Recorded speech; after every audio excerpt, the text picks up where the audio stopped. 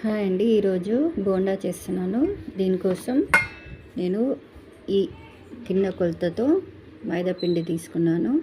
అలాగే సేమ్ పెరుగు, దీని కొలత, కొంచెం ఆయిల్, జీలకర్ర, ఉప్పు, తగినంత టీ సోడా అంటే బేకింగ్ సోడా వేసుకోవాలండి. ఇలా చేసుకోవాలండి. మనం పిండిని ఒక 1 అవర్ పక్కన పెట్టుకున్నాం.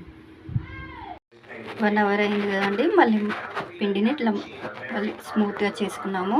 ఇప్పుడు మనం ఆయిల్లో వేసుకుందాం. స్విమ్లో పెట్టుకొని వేయించుకుందామండి.